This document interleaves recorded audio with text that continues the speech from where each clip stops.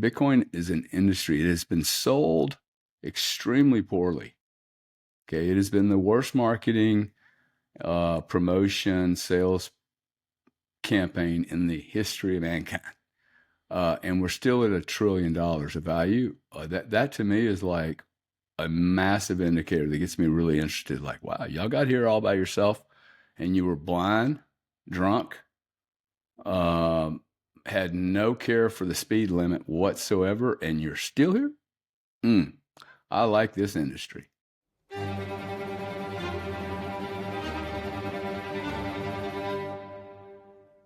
Greetings and salutations, my fellow plebs. My name is Walker, and this is the Bitcoin Podcast. The Bitcoin time chain is 858967, and the value of one Bitcoin is, shockingly, still one Bitcoin.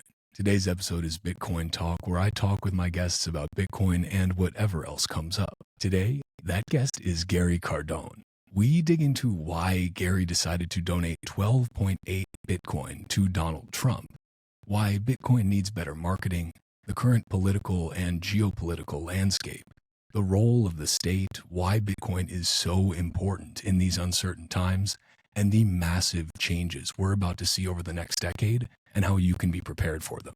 We also dig into the need for a digital transformation and why AI will replace government as we know it, according to Gary, why individuals need to take responsibility for fixing the problems in society, plus a whole lot more. Before we dive in, do me a favor and subscribe to the Bitcoin Podcast wherever you are listening or watching, and check out my sponsor Bitbox in the show notes, or go directly to bitbox.swiss/Walker and use the promo code Walker to get 5% off the fully open source, Bitcoin only, Bitbox O2 hardware wallet. You can also grab links to protect yourself from SIM swap attacks using Ifani and Cloaked Wireless.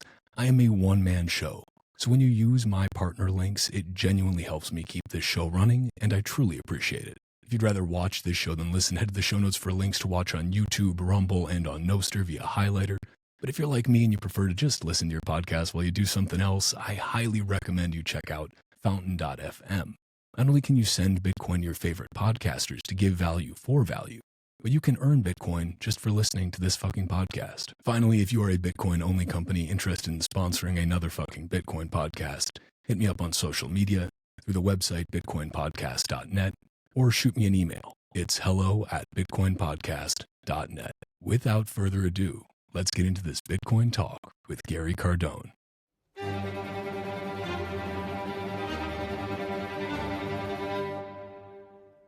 Gary, welcome. Good to see you again. Good to have you here. Thank you, man. Good to have you. Good to be in your house. Yeah. Last time we saw each other was Nashville, I believe. Yeah, yes, it was. And what an interesting scene that was. I got to say, I've only been to the first big Bitcoin conference I went to was 2021, which was a big one. 2022 and 23 were big as well, but this one had a different vibe to it. I don't know how many of these things you've been to, but what was your, coming off of that weekend, just what kind of thoughts were you having about the whole scene? Well, I've been to probably 500 conventions in my lifetime. That was probably one of the top 3 or 4 events I've been to as far as a trade show, industry show. Most certainly the best Bitcoin show that I've been to. I've been to 4 or 5 of them. And I was just plug Nashville because I was not happy about going to Nashville, and I was really excited the moment I got there and realized how cool of a town it was. So there again is my ignorance. I'd never been there. Couldn't believe it. I'm like, I've never been here. I really dug Nashville. I could live in Nashville. Hell, I could go there this cool weekend. Spot. Right? I know there's an energy there. I mean, yeah. And I'd only been there once before because I've got a cousin down there. Went to visit her, but it's a fun place. I mean, You can get into some trouble there for sure, but you can also have a lot of good clean fun as well.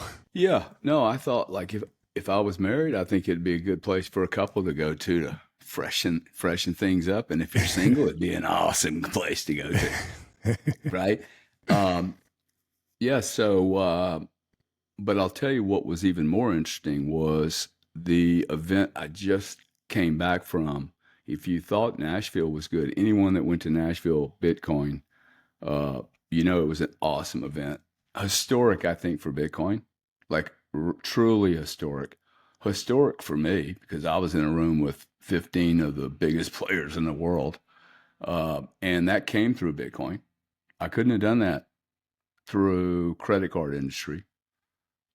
This industry has really afforded me a lot of to be able to use all the tools in my toolbox that I learned from Legacy World, and to really accomplish quite a bit in a really short period of time. Um, and I say that because I want people to understand this is an industry. Okay, Bitcoin is an industry. It has been sold extremely poorly.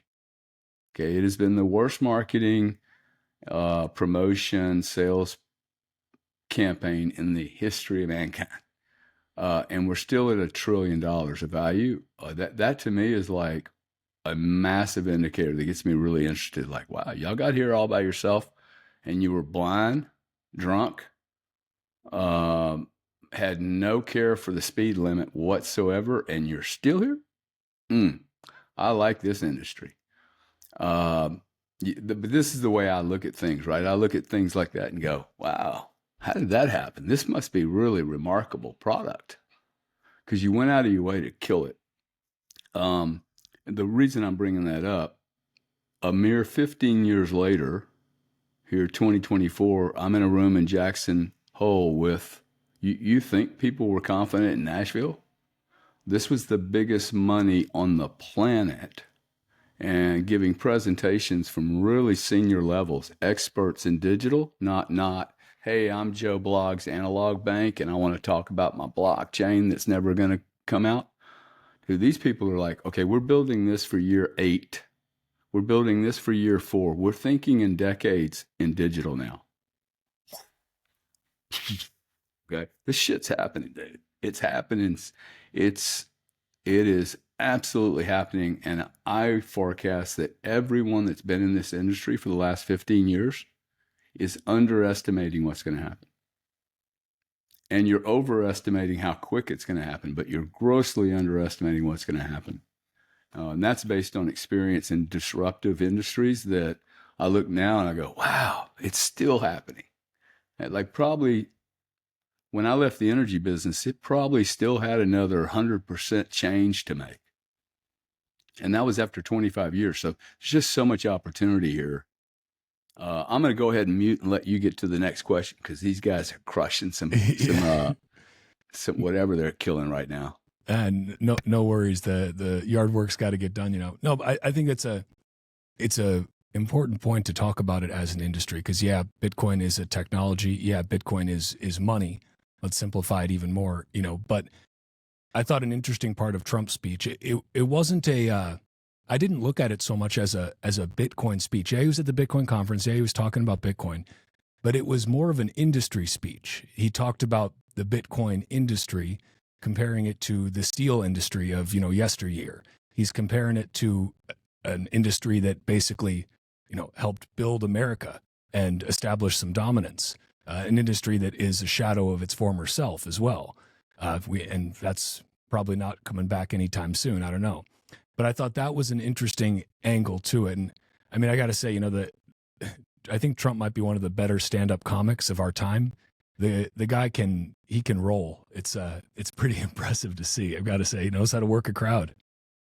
But I'm curious because you, just speaking of Trump, I know you and you've been very, very public about this. You donated, I think it was around 12.8 or so Bitcoin to Trump. Can you just talk a little bit about like why you did it?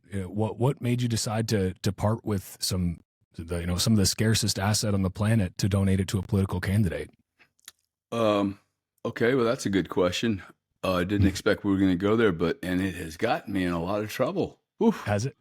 Oh boy. Oh, dude! Like if we want to get off, I mean, I got 3 to 5 great stories to talk about how valuable Bitcoin's going to be because this stuff is happening right now. Okay, like people are making decisions on who the good people are and who the bad people are based on their opinions, but not on any laws. Depending on how long we got, I can give you a few examples of what happens to a regular guy when he shakes the tree enough, and they know he's a large Bitcoin holder, then a donor, and then a donor to Trump, and then a donor to the Republicans, and then a donor to Vivek, and a donor to Anna Luna Paluna. The only three political contributions I have ever made in my entire life, including being pressured by my corporation, the Fortune 30 company. They would put all the execs in a room together. Hey, we're going to support Bush, man. We need you to give some money. I didn't even do that, okay? I do not like giving money to politicians. I don't invest in companies that require a subsidy from the government.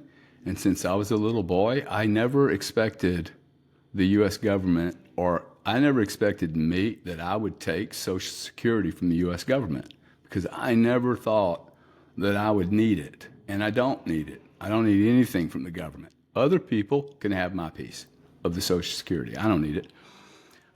So that's just kind of been my framework.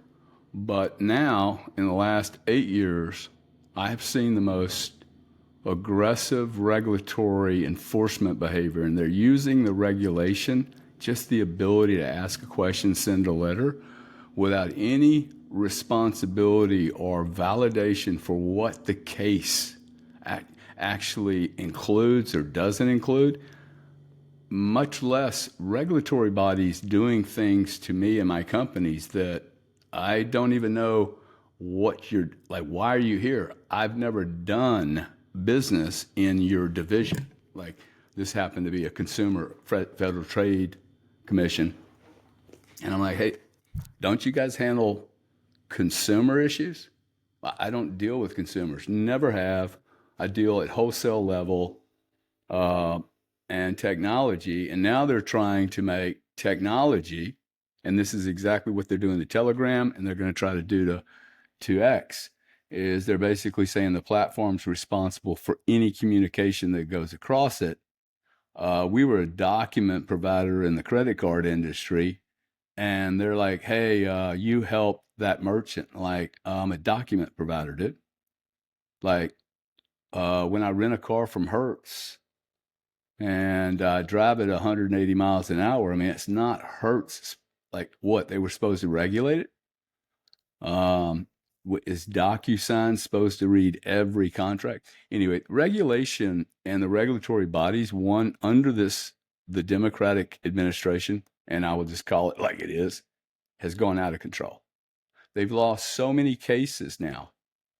And maybe some people don't care that enforcement authorities spend billions and billions and billions and billions and billions of dollars, make 300, 400, $500,000 a year being a lawyer, and then they lose case after case after case. Or, in my case, they burn me so much. 3.5 years, I had 3 sets of lawyers, lost a marriage in part due to this because the pressure was so great. She and I are disagreeing on what to do. We're going to go bankrupt. Is the business worth it? Blah, blah, blah. And one, it's killing innovation. Okay. 2, the only people that can survive this are really rich people. And I had the gumption to go, fuck it. I'm going to spend $7, $8, $10 million, and I'm going to fight it. The criminal part of this is, and I'm not a victim.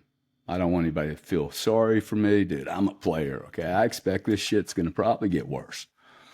The sad thing is, after 3 years and $7 million, and the opposing team looks at you and says, hey, by the way, the opposing team, they don't have a budget. They don't have they don't have to score, and they don't pay my penalties or all my expenses if they lose. See, this is one thing that we could do if I was in the government. Hey, all legal proceedings from here on out, any lawsuit filed, he who loses pays the fucking bill. Pays all the legal bills. That would cut half the litigation in the United States down, like immediately. This is not complicated, okay? You don't need a blockchain for this shit. Place responsibility and stop it being so easy for someone to grab 14 different players in a business transaction over years and years and then go, hey, we're going to do class actions on all these people and see who we can tag, right? And well, who are they going to tag? They're going to go after the rich people and the innovative people. The difference is I am not Google, and nor are you, okay? And between Google, Microsoft, Facebook, and everybody else that's a multi-billion-dollar business, I would say an oligopoly, duopoly, or monopoly, has paid fines, JP Morgan, Chase, Bank of America, and every one of them, Wells Fargo, for fraudulently making up banking accounts so they could pay commissions.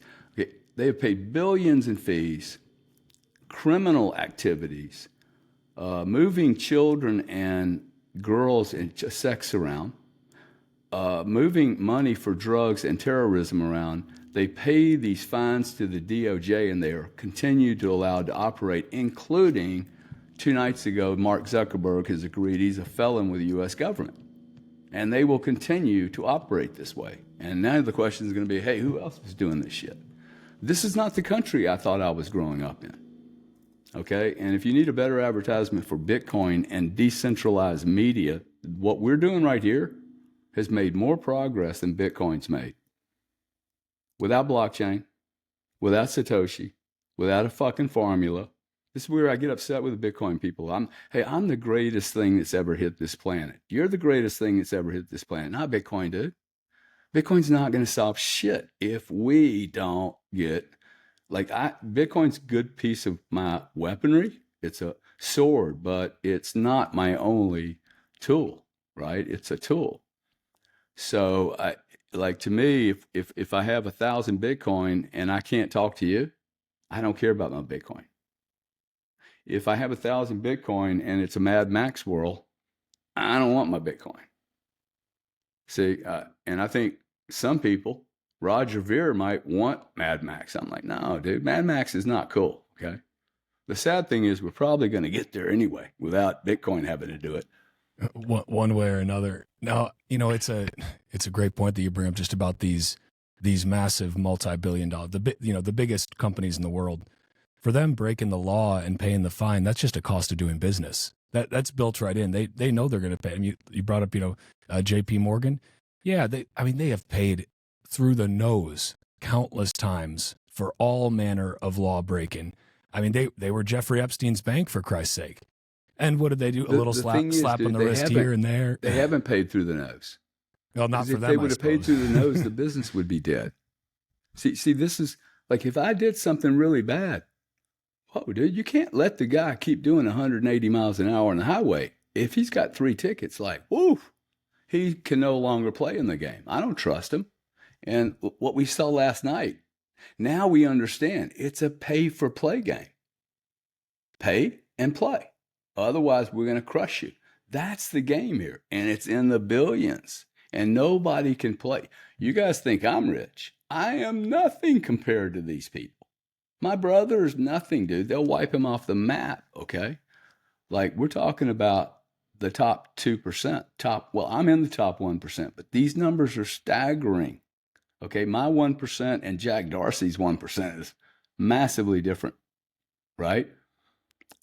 Which I think is really cool. Now, we need that little group of liberal Elon Musk, Gary Cardone. Hey, no, we want freedom for everyone. I truly do want freedom for everyone. I'm not scared of anybody outworking me or out eating me, or there's plenty of shit to go around, man. But this draconian regulatory process is impinging on us in a way that this does not get better. They will continue to take more and more freedom away. And this has just gotten slippery over your lifetime. We've all kind of enjoyed a really cool 40 years of having no problems, really. Every now and then some planes run into a building and we have some drama, but we're not losing a lot. We have 60-inch TV screens and we get to do this shit all the time. So our lives have been improved in so many ways, but I'm looking around going, whoa, I'm being asked questions and sent letters. Open this one today. Okay. Open this bloody thing. Okay. You probably can't see it, but I never seen this. Mandatory FinCEN filing. Card One Enterprises, LLC, with little SKUs, corp codes, and everything. Must file by 12/31, 2024. $500 penalty per day. Okay, after 12/31/24. Well, fuck, man, I got 10 of these. They hit every LLC with those too, right? Yeah, sure. Yeah, Like, I mean, it's it's the first ridiculous. time I've seen it, but like I don't even know what that entity is. Yeah. Well, no, I mean, it's insane because at the end of the day, all of these regulations, they don't hamper the biggest guys. They don't hamper the biggest fish in the sea, the Googles, Well, the they do. They have to Facebooks. go through a bunch, but you end up paying for it. Exactly. And I mean, who do they screw? It's the look little at this guys. piece of paper, dude. This Yeah. is a whole mailing thing. I'm going to get 10 of these. Who, like, the post office would be out of business if it were not for the United States government. Maybe that's why they're sending it to me. Yeah. But see, all that goes away in the digital age. At least it it needs should. to go away too. This is silly. Okay, this is an absolute waste of money. You get a bunch of guys like me and Vivek in this administration, dude. We're going to clean house on this shit, dude. Clean house. I mean, there's some really cool politicians surrounding around Trump. Like I've already offered, I'll give you guys 1 day, 4 years, whatever you want to. Tell me where to go and put me there so that I can make change and know that I will never come back. Y'all can blame me the whole time later. But like, this is the kind of people you need to go in there and just go, we're making significant change here and it's going to be disruptive. Do you think that kind of change, I mean, really, because what we're talking about is taking an axe or, in Malay style would be a chainsaw, whatever kind of implement you want to take, chopping down the size of the bureaucracy, because that's ultimately what it is, right? You got a government that keeps bloating and bloating, and as the government bloats in terms of actual personnel, the regulatory landscape bloats because, hey, those people got to find something to do with their time, with a little bit of their time probably, because I think most of them are probably sitting on their thumbs most of it. But I mean, is that kind of sweeping change possible in the span of one administration in the United States? I don't think it's, I think we have a minimum of a 12-year program here that we can't, and I'm not a Republican. I'm not a Democrat. I wish they would stop asking me what political group I'm in, because I'm not in, I am an American citizen of Italian descent, and I'm a Cardone. And actually, my code is more important for my family, the Cardone family code, than anything the U.S. government or teacher is going to tell me. So my family did a good job, at least with me, on giving me some basic foundations of right, wrong, ethics, principles, and where do I fit in the food chain, and what am I supposed to be doing? And the government can like give me some framework around it, but it's really my family, right? And it's your family, and it's our collective villages, which we've completely lost. We've lost it because, oh, you're not Catholic? Well, I hate you, dude. Oh, you're not a Mormon? Oh, well, you're not going to end up in eternity, okay? Oh, you're not a Scientologist. You haven't done all your clearing? Oh, you're a Jew. Fuck that. You're a Palestine. Okay, then, oh, no, you're black, you're white, you're green. And like, quite frankly, I have never thought about that with people. I've thought about, oh, white trash or black trash, red trash, or is it like it's either good people or bad people, man? You know? And I've met some classy, rich people that are nasty, not nice people. But to me, if we don't fix this, and if the next 4 years is not the most disruptive to the political system, we're done. You're what, 35, 30? Okay, like you guys are fucked. I'm telling you, okay? I'm 66 years old. You are absolute toast. My children are going to be okay. You guys are getting ready to get reamed in a way that you have no clue. And the real guy that's getting fucked here, the black guy, dude. The black guy is getting ready to get slaughtered again by another race that's not even indigenous to this country. It's going to be a collection of races, actually, that want what they have, because they can't have what I have, dude. Okay? It's going to be, they have to jump over some shit to get what I have. So where do these parasites go to? And by parasites, I mean migration flow. There's two issues here. There's a migration flow of people wanting better things. Can't blame them. Okay? Can't blame them for coming here for resources. Problem is, if you want the resources here, you probably need to be willing to assimilate into this country. And there's nothing being done by the current administration, if they did have an immigration program, that shows one sign or interest into assimilation. Therefore, if you do not assimilate people, tribes, animals into a fucking zoo, dude, what are you going to end up having? One of us is dying, okay? One of us is going down, okay? Because we're tribal. And without hospitals, without roads, cars, jobs, homes, more air conditioning units, and more policemen, I don't know how you can let 20 million people into a country. And like you haven't even done anything on language, schooling, where are these schools going to get built from? Okay. And what language are we going to be speaking? I am really cool with people coming into this country. Okay. You manufacture that, look at it over Europe and go, oh, it's happening over there too, without any assimilation. And it's the same kind of people that are running the government.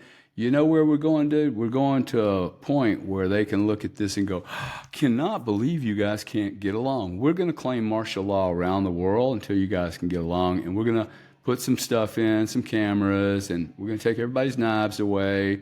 And that's where we're headed, dude. And I think we're headed there in the next 90 days, actually. So if people aren't excited about getting off their ass and actually doing something, you're going to get off your ass and have someone tell you what to do. We're either going to control this and regulate it. I told the Bitcoin guys this the first time I showed up. I went, there's two ways to do this. You either regulate yourself or you get regulated. And I can assure you, you're not going to like it when someone else is regulating you. So that's over. Morgan Stanley and Wall Street's now regulating the Bitcoin market. That's a fact.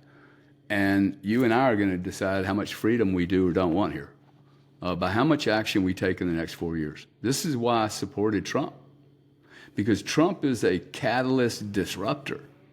He's not a politician, dude. He's a player. He's a fucking player. And you and I have listened to these news media people that judge him like he's going to be the Pope. Well, first off, most of the people in the Catholic Church that have gotten to the Pope level seem to have a little stink on them, right? Because the Pope, any Pope over my duration of Pope heads and Catholicism, if you're the CEO and there's pedophilia going on, dude, I'm holding you responsible. Period, dude. It's on your fucking watch. And the same goes for the Secret Service. Hey, 8 people should fire themselves. They committed betrayal by allowing a fucking bullet to get close to Trump. These are the principles I live by, man. You're not given a gun and security and the ability to shoot somebody in the face and then not take it, right up the butt when you fail your job. And so I just think that they're going to cheat, whoever they are. Okay, it's not Biden and Kamala. Dude, can you imagine? I can't imagine. Are you married? I am. Ask your wife when you go, hey man, how does it feel like that possibly the first female president of the United States is going to be probably not what you were thinking when that moment was going to come, right? I cannot think that you could pick a lower class presentation person as a woman than Kamala Harris. I'm struggling coming up with a person that maybe the Kardashians would have been more exciting. But if I'm a woman, and I love women, I look at this and go, seriously, dude? I'm really cool as a man that trumps the dude. Because I'm an alpha male. I'm really cool with being alpha, and I'm also cool with not being the alpha. I'd work for Trump. I'd work for you. If you're got a great idea and you're a good, leader, let's roll, man. So I think this is going to be brutal, man. I don't even think the guy makes it to the election. If he does make, when I made the donation, I was like, they're going to kill him. So it's probably going to go nowhere. Now, I did do one thing. I would like everybody to know this. I did this donation through Bitcoin. I could have easily called up Donald Trump a long time ago. Mr. Trump, my name is Gary Cardone. I want to have a relationship with you. I didn't do it that way specifically because I wanted to tell Bitcoin, hey, I actually think this industry is worth investing in, and I'm here and I'm relevant. And two, my message to the Trump and any administration, in fact, anybody interested in Bitcoin, I think I actually have a very good way of selling this. He does not need to understand blockchain. Like what the speech you heard him say, he met with 15 people 1 hour before that, and that's what he said. He listened to everybody. Okay, done deal. You guys get me in. I'll handle this. That's the kind of guy he is. The other thing, if you've not met him in person, you should never judge this cat. If you have not been in his space within 3 feet and like, I'm 5'7", he's 6'3", I had a very profound experience with him that I cannot explain, but he is most certainly not what you see on the camera. The camera does something to him. I don't know what it is. I think it does something to me and most other people too. But with him, it's remarkable.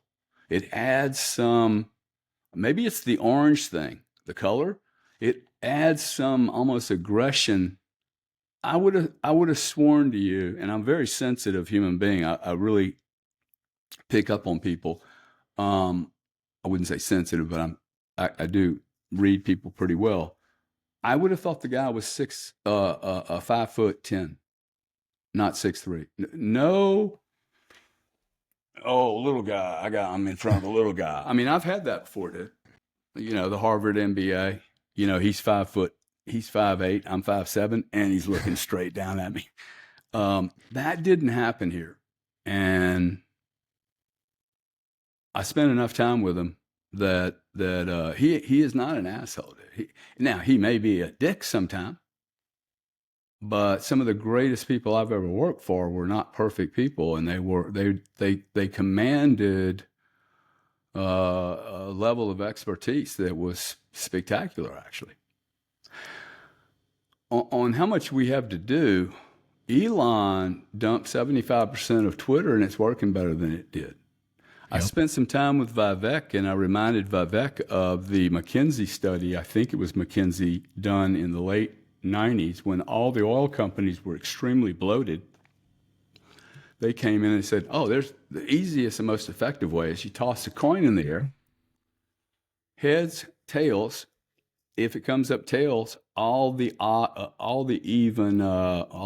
are even on the Social Security number. You just let them go tomorrow morning.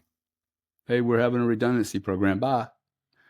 As soon as I said that to Vivek, you know what he said? He said, oh my God, dude, that solves a huge problem. Because he was trying to go for 25. I said, no, you got to go for 50 to 75%. You have to get the cancer out, or at least remove enough of it so you can see what remaining cancer there is. And you have to do it in a non-discriminatory way. So how do you do it? Social Security number. You hold the other 6 months, those half people, you're going to just hold them on some kind of retirement program for 6 months, guaranteed to pay them. So you haven't saved any money. All you've done is gotten rid of half your people. Then you're left with 25% of your people are going to be still problems, but they're going to stand out like a sore thumb, man. So you get rid of them based on performance, and then you use the call option on the other half of people and bring them right back into the system. This is so doable. Give me education, man. Give me the highway department. Give me the DMV. Give me digital. Like, we need businessmen running this thing, dude. We spent $80 billion last year from the federal government on education, and you can't get one.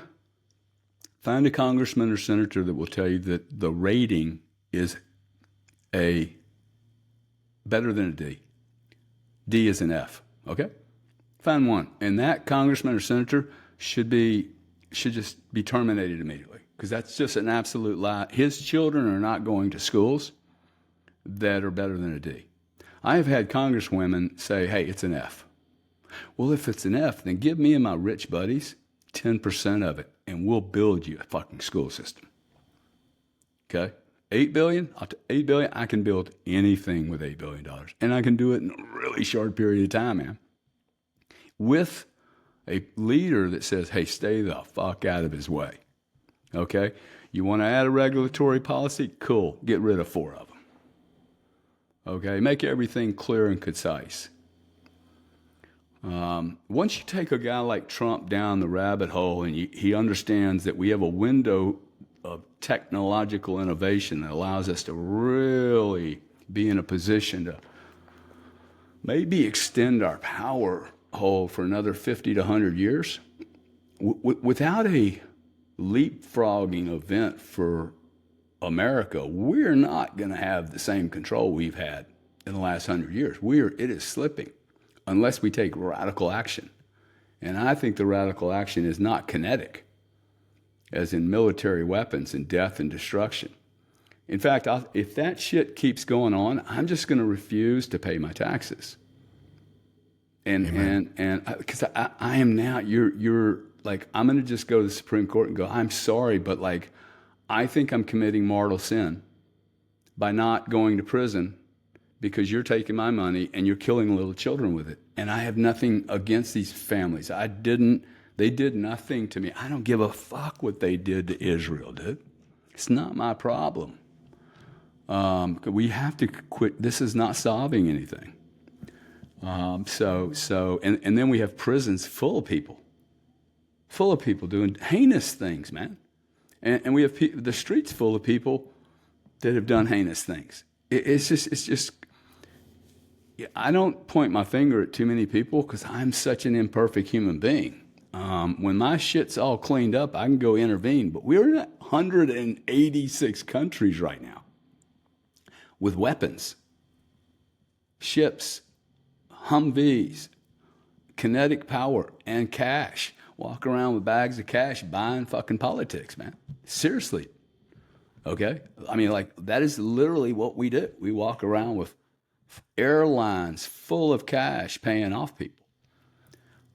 So I just think that we're at this breaking point. It feels like the 60s to me, but worse. And we're at a breaking point ethically, morally.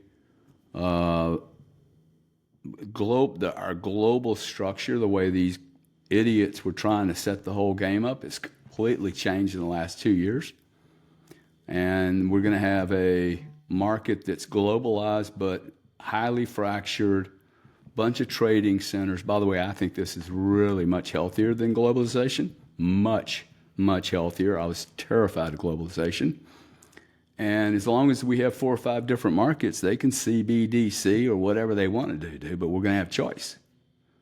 What we can't have is one group or 5 groups pretending to be one group, all behaving the same way. That we can't have. So it's going to be a fight, man. But we've been fighting for this for centuries. You know, we have more freedom today than we've ever had. That's a fact. We have better lives. I'll take my life over any king that's ever lived outside of the Brits, and I would never be him. Like, for what they have, I can't imagine the skeletons in that closet, right? So be careful what you pray for. Whoever you happen to be voting or not voting for this November, it's key to remember that the most important vote you can make is with your money, by saving the value of your time and energy in the hardest money ever discovered, Bitcoin. But to really make that vote count, you need to keep that Bitcoin safe for the long haul. So go to bitbox.swiss/Walker and use the promo code Walker for 5% off the fully open source, Bitcoin only Bitbox O2 hardware wallet. And get your Bitcoin off the exchange and into your own self-custody. Why are you waiting? The Bitbox team is honestly awesome. I'm really proud to have them as a sponsor. They build easy to use, secure, open source solutions to keep your Bitcoin safe. And not only is the Bitcoin in your Bitbox safe from government confiscation, but Bitbox is one of the only 2 wallets to actually address the dark Skippy vulnerability, which I talk about on my recent episode with Staticus of Bitbox. Plus, and I cannot emphasize this enough, the Bitbox O2 is truly easy as hell to use, whether you are brand new to Bitcoin and it's your very first hardware wallet, or you are a well-seasoned psychopath and you have more than you'd like to admit.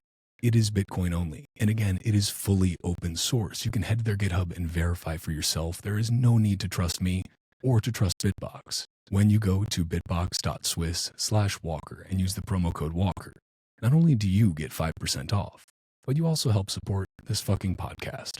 So thank you.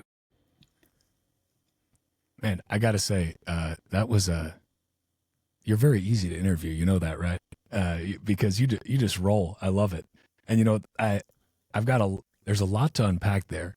One thing that stuck out at me was just on the immigration side of things, because so my wife, who you got a chance to meet at the conference, she was on emceeing with me. We're not just a stage couple; we're a real husband and wife with our little boy now. But so her father defected from communism, came over here to America, worked his ass off. Her and her mom came over as well after the fall, and took them 13 years to become citizens, all the while paying their taxes, busting their asses, learning the language. So, you know, you'd never know my wife was born in a different country because she speaks better English and has a better vocabulary than, you know, the vast majority of people. But I talk to them now just about everything that's going on. And when they see folks just streaming across the border, obviously they have no problem with immigration. I don't think you do either. Legal immigration that is done according to, you know, how everybody else who's come over here has done it, which is in a legal and orderly way. And now the fact that it's a slap in the face, basically, to everybody who did things, quote, the right way. They look at this as just the ultimate insult that you would make them toil for 13 years. And they were happy to do it because they believed in the American dream. And that was what brought them over here from communism. And there's a reason that, you know, people never flee to communism. They always flee from communism. It's because communism fucking sucks and is responsible for untold millions of deaths throughout just the last century, which is insane that there's still some neo-Marxist think boys and think girls that somehow think that Marx just, Marx is still a genius. We just got it wrong in the implementation phase every single time. But the reality is that it's a failed system. And this idea that on the immigration side that we should just basically break down all the actual barriers we have to folks coming in here, which aren't barriers. There are ways that you need to come in, because otherwise, if you don't have borders on a nation, well, then you better not have taxes either, because this is just ridiculous. Then, you know, I know there's a lot of folks out there that, you know, want there to be kind of some open border, complete free for all world. And while I'm, you know, not the biggest fan of the state telling me what to do, when I am paying money to the state for certain basic things like securing a border, I want them to actually do that. The only purpose that the state has, in my mind, is to enforce the law. The purpose of the law is to organize for the collective defense of my private property, because otherwise we would all be defending our property independently. Now, the modern state has perverted the law, and now those very same states that are supposed to protect the private property of the individual citizens are the ones doing the plundering. They're the ones doing the stealing. They're the ones robbing their citizens and then letting anybody they want in without any sort of checks and balances on that process. So I find it just rather absurd, because the argument always gets twisted. You know, people might listen to what you just said and say, oh, you're against immigration, Gary. No, just against, and I don't want to put words in your mouth, but I'm guessing just against 20 some million people coming over illegally with absolutely no system in place to handle that. You know, legal immigrants built this country, continue to. I'm sure you're of Italian descent. Yeah. Your ancestors coming over, busting their asses their whole lives. But I think also, you know, there has been a lot of illegal immigration here. I have someone that works for me that came over when she was 15, and she's legal now. Uh, Imagine by yourself at 15, how bad life must be. I've known this lady, she's worked for me for 15 years, 17 years. Her son goes to private school. Her son's met Vivek. Her entire legacy has changed because she came here, got cleaned up, did it right, and found a guy like me to support her, found a husband, right? My grandfather was probably an illegal. I don't really have a problem with coming over illegal. I think some people are need to come somewhere and claim, hey, I'm in trouble. Like if I'm in survival, like I just did a post the other day and Grant called me up and said, hey, take that down, dude. It's gonna haunt you. I never delete things, but it's basically going, hey, look, I would commit a crime if it's up to me and my family. Like, if I got to take care of my family, I'm going to steal an orange. And so I appreciate people can take it out of context, but I do believe that if someone is migrating or immigrating, legal or illegally, to Germany, and there's no hospitals and there's no food and there's no jobs, it's illegal to have a job. Or you wonder why they start knifing people in bus stations because they're fucking angry, dude, scared and hungry. But what we're doing right now, this isn't. This is being coordinated. Okay, this is not because. And how do you know? There's no interest in assimilation. See, I tend to like look at things very differently. I always have. I don't know why, but I don't really look like I talk about Bitcoin so little. This is a total Bitcoin conversation for me. Okay, this explains to me why this thing will be at a price that is beyond anyone's imagination, because it should be. It's doing something that American humans have never experienced, right? Something that's truly finite. These people coming over here, like we can't. You're gonna have to. Like I agree with Trump. Hey, send them back. That's what we need to do. Okay. And if a state has a particular idea on this and they have the resources to take care of all these people, for goodness sakes, put your hand up, okay? And maybe California. They're running everybody out. Everything's going to be free. So maybe California just becomes the new state for the new peeps. And we'll be able to fence around California and we just like let them figure it out. The other issue with the assimilation issue that people are conflating is you can't say it's only 2, 3, 4, 5, 8%. In London, it's 8%, or UK, it's 8% of this migration that happened without any assimilation. That's what we should be calling it. Immigration or migration without assimilation. See, we should stable coin. There's no such thing as a fucking stable coin. That's a lie made up by Wall Street. Real world assets. Really. This is real. Okay. But this is not real, and this is real, but everything else here is like real. My house, I'm sitting in a $14 million house. It's a piece of paper, dude. I own the piece of paper. I just hang out in the house from time to time, right? So it's already a derivative. You're gonna put my house on the blockchain like it's not a. Blockchain is his real world asset, is the piece of paper and the debt I own in this house. And Bitcoin is far more superior to this piece of paper. It's more liquid. Anyway, we get confused with all these words. My point is Bitcoin's just as good as what I have right now. And let's not create a new term to go, well, in the real world, right? How much cash you got in your pocket? We're so far away from the real world, man. So I'm just challenging people on this immigration thing, as it is such a massive issue, immigration and migration. Ask yourself, why isn't there any attempted assimilation? This has been going on for 8 years now. And 2, what could possibly be the agenda? And I think the agenda is, hey, it would be really cool to have, I mean, I think people didn't really compete COVID-19 and they didn't compete the assassination of Donald Trump. And I think both of those were the same result. So maybe martial law lockdown because people are shooting each other, knifing each other in Germany. Nobody trusts each other because there's no assimilation or even attempted assimilation.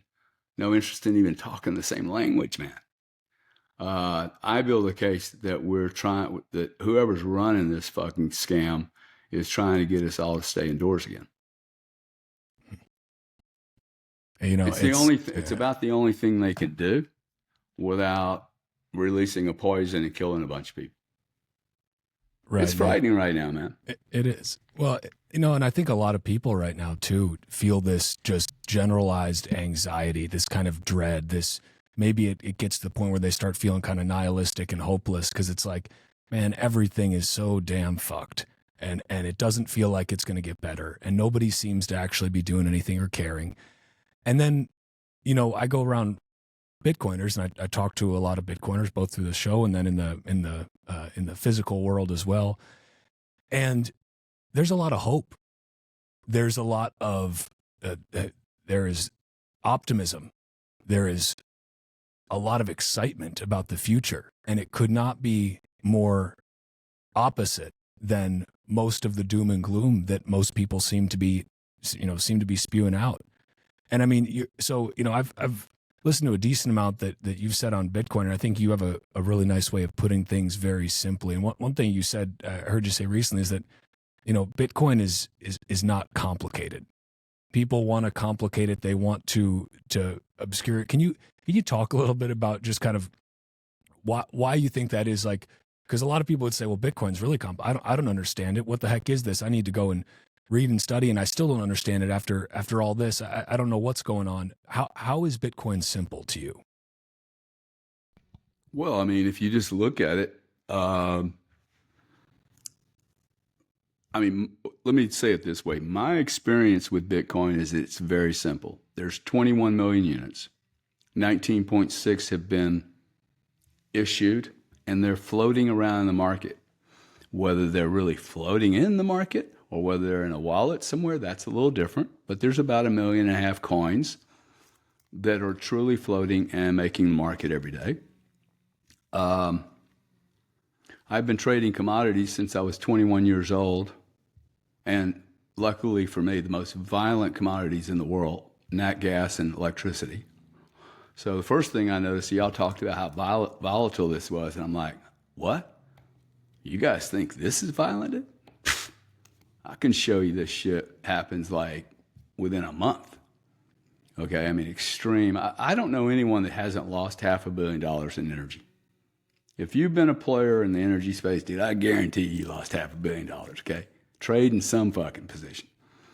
I can most certainly say I have. Maybe not $500 million, but a lot.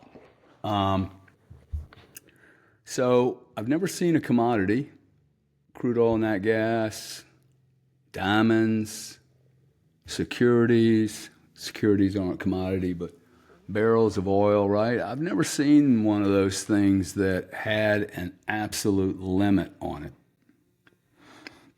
The limit I'm most interested in, without spending 2 hours talking about how this volume was released, it was released in a very, very different way also.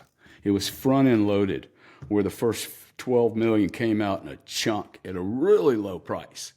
Now, I think the guy actually knew what he was doing, but that's a different discussion, right? So if you have 19.6 that have been issued and they're floating around in the market, you only have about 2 million left, and that 2 million gets produced, for lack of a better word. I'm not going to use the mining word because it's a horrible term.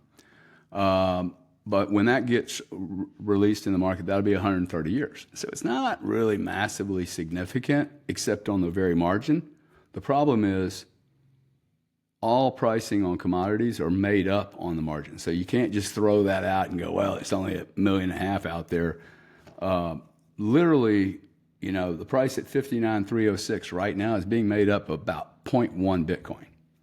And that whole day will make a bunch of transactions. This would be a very easy market to move around price-wise. Okay, it's still very thin. But when I see something, and let me give you the other side of that. $400 crude oil, dude. I know people that will find how to scratch oil out of gravel and make $400 work. Okay. Did I just lose you by chance? Oh no, still good. Okay.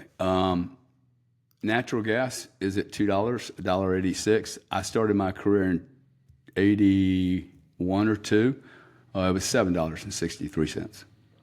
It's less than $2 today, dude. We have more nat gas than we've ever had before. And more importantly, we found all this innovation not at $100, but we found it at $10, $20, and $30 crude oil. Innovation happens under pressure. It doesn't happen when Google's making humongous amounts of money. Okay? And all they do, like actually go look at those companies, all they did was buy everything. Anything that moved or anything that could threaten them, they bought. They didn't innovate anything. It really pisses me off because I've been innovating shit my whole life. I didn't know you could just go buy everything and claim to be king. Nonetheless, different rant. So if I have a supply that is fixed and I can't accelerate it, if it's $10 million, there is no way to go produce enough mining to make Bitcoin accelerate. Now that changes everything because the housing market, if my house goes from X million to 400 million, it's probably a problem there, right? If you take prices to $400 million a square foot, I'm pretty sure there's going to be a lot of houses built, right? So anytime that you can dilute the supply, NVIDIA has a 25-year history. The AI company that used to be they make machines. Okay, companies like this never got these kind of multiples. A lot of things are changing right now, dude. They are a hardware company getting a multiple of a super software company. They're a total monopoly at this point. They have 86% of the market, making humongous margins. It took them 25 years. Bitcoin's 15 years old, dude. Bitcoin is a pure monopoly, one of a kind, never going to see another one like it without any antitrust issues. There's nobody, no DOJ. Hey, NVIDIA already has letters from the DOJ. Guarantee you. Okay, if they don't already have the letters, they're getting letters, right? There's already action being taken. This thing that happened with Facebook and the government, these companies are going to get fucking torn apart, dude. They should. Okay, if we have a proper government, all of these companies should be ripped into pieces. They have literally betrayed every American citizen's modicum of hope of fairness, okay? And then you got all these regulators enforcing clear and concise. Like, there'll be lawsuits forever now. But, I have to do clear and concise, and yet you're letting Google not tell me that the CIA is looking at my fucking data? I didn't know. You're a shareholder of Meta, dude. How do you feel about holding shares and you go to the quarterly meeting and Mark didn't tell you? Hey, by the way, we are now servants of the U.S. government and we're making a bunch of money from it. Like if a shareholder didn't know that. Anyway, so this is the problem, right? I think what everyone has to understand, within 10 hours, I can get you to Bitcoin.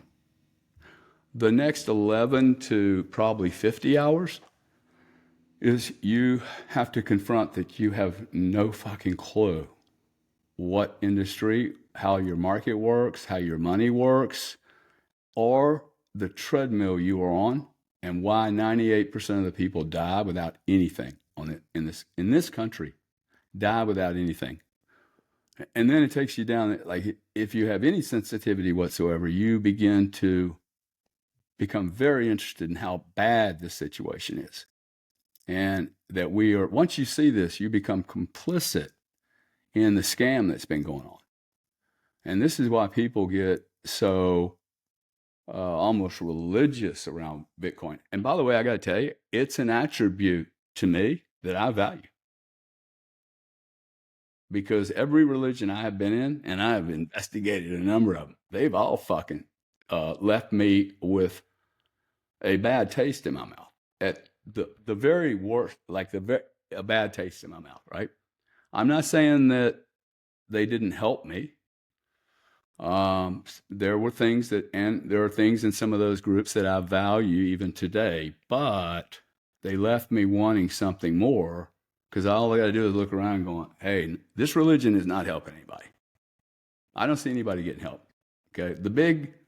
If I do what the Bible says and look at the fruit that falls from the tree, it's just a bunch of rotten shit, dude. So we have to remake this, and I get really excited about you and I, Walker, would not have met. I would never have met you talking about nat gas, power trading, electricity. First off, I wouldn't have been interested in. Or payments. We might run into each other, trying to better ourselves, perhaps. But Bitcoin is bringing me in contact with some of the most brilliant people, and more importantly, some of the nicest people with the best ethics, not the perfect ethics, but with some of the best ethics I have seen in 40 years in 5 different industries on 3 continents. So, and it's really exciting. And then I hold parties 3 or 4 times a year, and I keep getting more and more outrageous on these parties, but it's like natural gas traders to Bitcoin miners to degen, complete like gamblers of crypto to bankers, lawyers, media people, and fucking people like each other, man. There's no fights, dude. I have 4 or 5 security here. They're like, dude, your parties are always really weird. Nobody's like jacking up with each other. And there's never a problem, and they go on forever. So I have met 72-year-old investment bankers and then 25-year-old Sam, right? That's how I met Sam, through one of these parties, 26 years old. So, and I mean, most people are a little envious of me because for most of my life, my work has been my hobby. And I just get excited. I mean, I would not want to compete with me because most people go to work and they're like going to work. I go to work, I'm like, fucking hell, dude. Let's go. I'm ready to hit a single, man.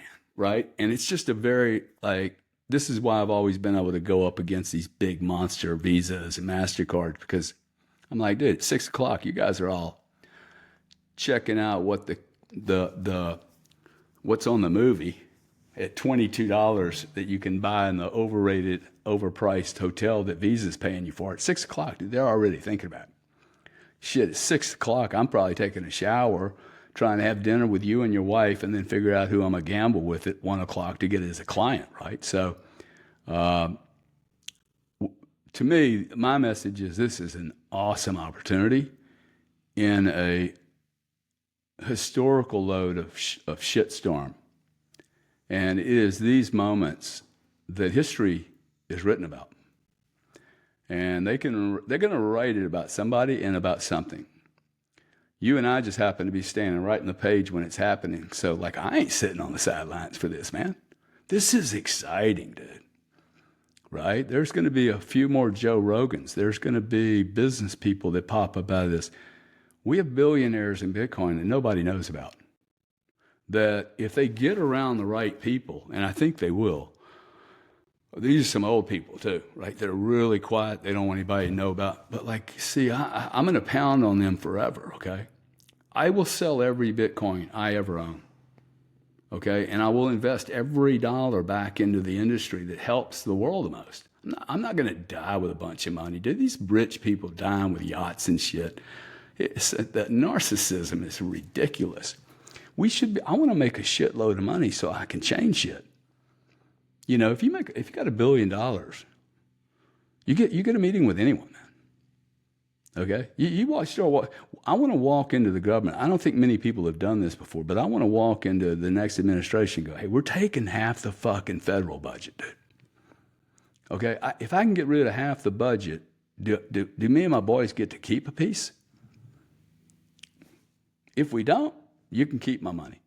I mean, like, there's money now. I can go to the government and go, "Hey, I'll put a bond up, dude. How about this? You give me 10% of the federal budget, and if I fail to measure in the most highest quartile, say top 10% quartile of the other $80 billion you spent, which you can't possibly even measure, me and my buddies will just give you the money back. You can draw on the bond while our Bitcoin are just growing, and they can just take it from us." I don't know anyone. First off, you're putting the government in a position they can't say no, right? Because they're going to go, well, the credit exposure. Hey, you have $80 billion out to people. There's a 100% credit exposure. These are billionaires, man. And it's a test, by the way. Well, you get 4, 5, 6. See, if we start getting some of these billionaires off the med and like into like Bill Gates can give money away, they need leadership. Without the leadership, the money gets wasted, man. And then you have some guy like Gates that, start synthetic mosquitoes. And I mean, we're playing with shit that well, I'll just say one last thing.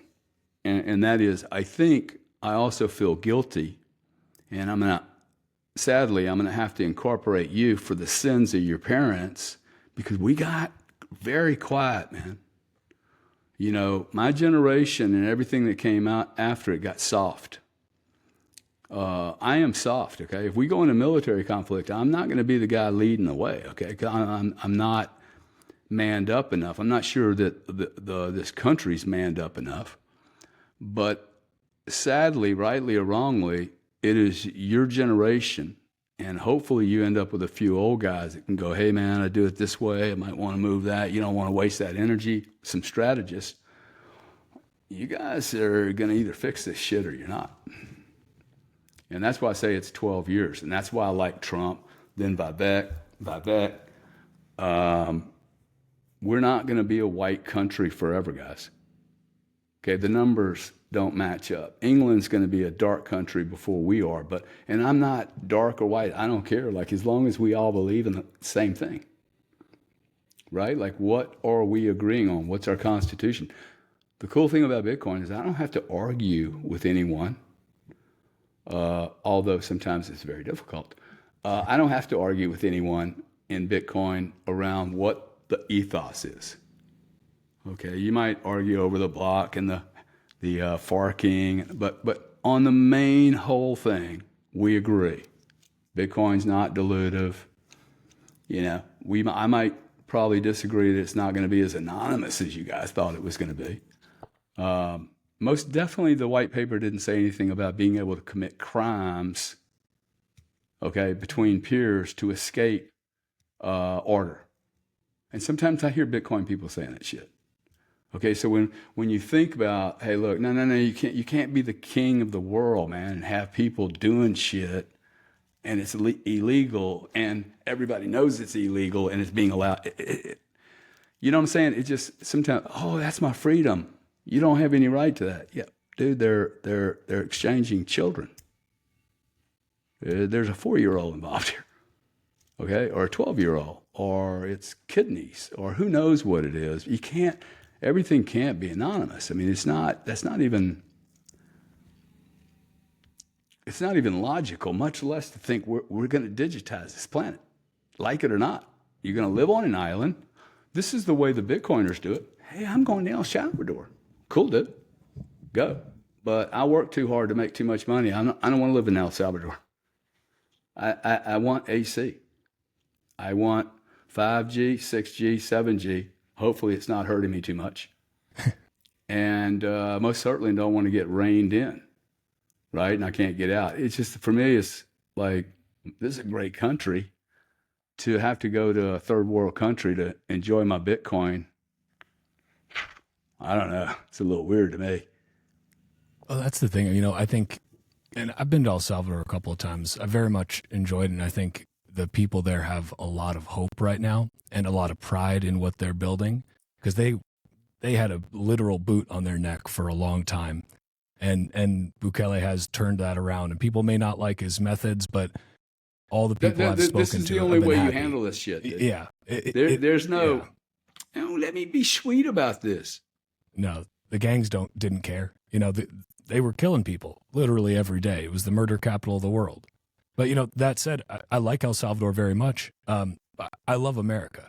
Like, I really do. I am proud to be an American. I don't love our government, but I don't have to, because America is not the government. If every country is its government, well, then, you know, then we're all fucked. But it's not. The country is the people, and it's the ideas, and it is the let's say, I mean, no, it's the idea of it. It's the Constitution, right? It's the fact that we have certain things that have been put in place in this country that did not exist before. And yeah, they were built on the building blocks of other great ideas that hadn't really been put into practice very well.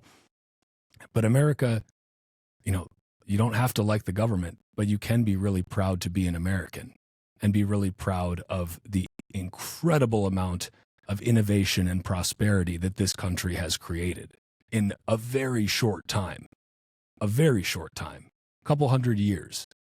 And we've, of course, made a lot of mistakes, and our government has certainly made a lot of mistakes, but the government's people too, you know, it's made up of people as well. And I don't know. And my point being that I think I have a lot of hope in the future of this country, because I see a lot of folks like you, folks that I've met through Bitcoin, that genuinely care about this country and acknowledge that what our government and various supranational organizations that are operating out of the U.S., like the World Bank and the IMF, what they have done is criminal. And there's monetary colonialism happening through the IMF and the World Bank. And there's also the nonstop war machine needing to be fed with the blood of innocents, paid for by yours and my tax dollars, which is disgusting. And I agree with what you said earlier. I want to stop that war machine from spending our money to kill people all around the world that I have no beef with. I have no interest in that happening. And I think that a lot of people are getting to that point. If they weren't already, they don't want to see that war. And that's the beautiful thing about Bitcoin too, is that you've got a money that is as real as it can be, as any money can be. Because what the fuck is the US dollar, right? Is that real, you know, real money, you know, versus this magic internet money that we have as Bitcoin? No, of course not. The dollar is a fiat instrument. It's a debt-based, credit-based instrument that is printed out of thin air by a group of unelected bankers. Like, that's what it is. Then you've got Bitcoin, which is the fairest and actually fair, truly fair, because it's based on your work, your proof of work. That's beautiful. You can't enforce it with violence. You can only enforce it with work. And I think that that changes the paradigm. And I think for the folks that I see involved in Bitcoin, you don't change Bitcoin, Bitcoin changes you, right? You see a shift in people's mentality when they realize that there is a hope for the future because Bitcoin exists. And I think that's a powerful thing. And again, we're going through a lot of shit right now. I agree. The next few years and the next, 10 to 20 years, things might get real dicey for a while. But I think we've got a lot of good, really, truly good people who are working their asses off to try and build something better out of these ashes. And that's what gives me hope. And that's not just for America, it's the whole world over. Like, people are sick of having these kleptocratic old bureaucrats steal from them and pretend like they're living in a democracy that's really just, I don't know. I didn't vote for any of these wars. Congress didn't even vote for the wars. They're supposed to. They didn't. Yeah, you made a comment earlier. You were like, hey, communism has killed hundreds of millions of people. I was going to just throw one of those in there. I said, hey, I think if you did the accurate analysis, the United States will go down as the biggest genocide killing machine ever in the history of mankind.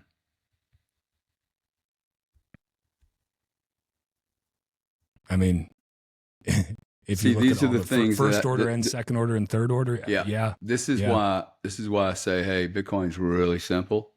I don't think it's simple the way you explain it, but because you're dropping it in from a big macro picture, you're right. But for the user, first, what I have to do with the user when they go, hey, look, how do you know? Look, I think that I will hold some people responsible in the crypto industry for actually not educating me properly, and it cost me $1 billion, man. The way I would sell this, and was the thing I was running around going, hey, man, power goes, Bitcoin's a problem. Now, I just got stuck in that little thing. People have ability to get really stuck. That's why you've noticed every now and then I go, hey, man, can I just pull that Mm-hmm. back and ask you a Mm-hmm. question? I'm walking around for 2 years at $300 fucking Bitcoin, going, hey, if power goes out, fucking, dude, I'm done. All someone had to say, and I come out of the power industry, so this is how crazy your brain can be, okay? Like, you can actually go, I don't think I really want to know, and you just latch on to the heaviest reason not to know. If someone would just looked at me and went, yeah, bro, your Visa card's not going to be worth anything either, or your phone, or your Cash App, or Telegram, or Singram, or whatever gram, that's all I needed somebody to say, dude. I just break my circuit, right, of what could possibly happen. When we get into this whole digital thing, I just ask people to reach into their pocket and show me their money. They're already digitized. Okay, the difference is they're paying Visa 3.5%. I know crypto people that go to the ATM. I think they're idiots. I'm telling you, I know you guys know who I'm talking about. I'm telling you, I just didn't have I couldn't say it to your face. You're a fucking idiot. I know rich people that go to the ATM, 3.5%. I carry cash with me, man. This is the problem. Okay, I don't know how much this is. This weighs maybe, I don't know. Let me get back to my drug days. Maybe zero point 0.4 ounces.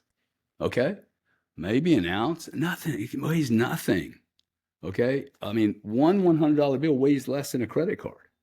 Then you have your credit cards in your pocket, but nobody carries this. Somebody should ask why.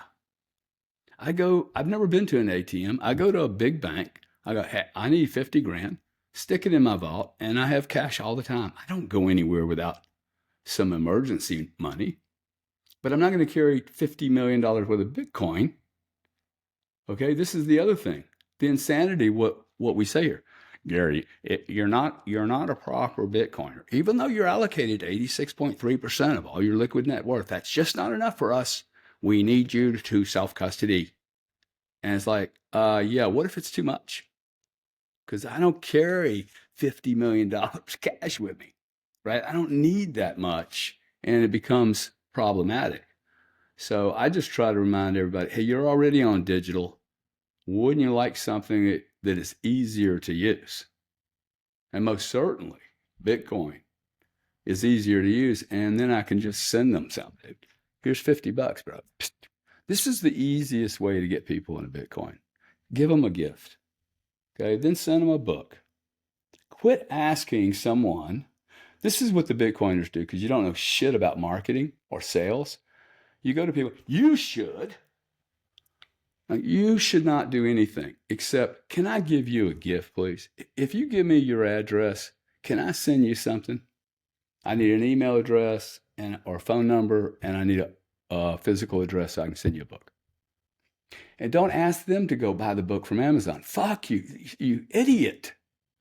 Like you're literally going, hey, before you showed up, this guy had not even thought of Bitcoin. Now you're telling him what he should do, and you gave him 2 jobs. And then your third job's going to be, by the way, learn everything you can about self-custody, man. Well, then he's going to just want to turn around, take his Glock and shoot you in the legs, and he'll never talk about Bitcoin again. But this is our introduction to Bitcoin prior to January of this year. And it's all changed now. And I'm probably being more outspoken about it now because we have to stop this, okay? It's not been a good sales program. And I know I'm making fun of it, but if you listen to the way I'm saying it, it's like, oh, he does have a point. Gary, Do you have your seed phrases on the metal? I can send you some metal tomorrow.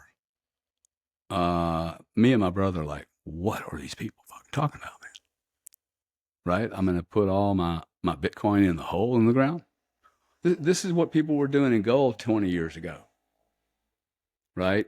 Um, so it's going to be up to you and me whether Armageddon happens and that whether Bitcoin's trading at 69, 60, 300, 4 million. It's Bitcoin's not solving that problem. It's you and me, dude.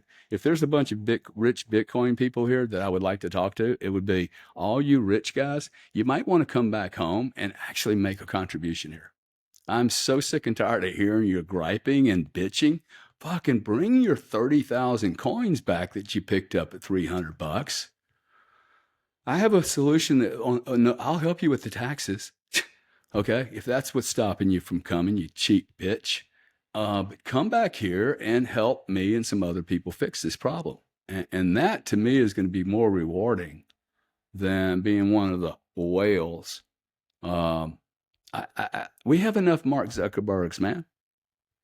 Guys that talk about climate and talk about freedom and social networking. And then we find, oh, well, he's really working for the CIA, okay, and the FBI, and he's getting paid for it. Enormous amounts of money.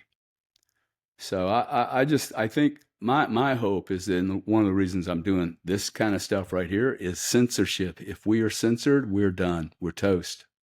The moment you see me cancel, you guys should start really like, I have not said anything incendiary. I'm being very honest, walking straight down a nice little line, pushing the envelope as often as possible without being rude.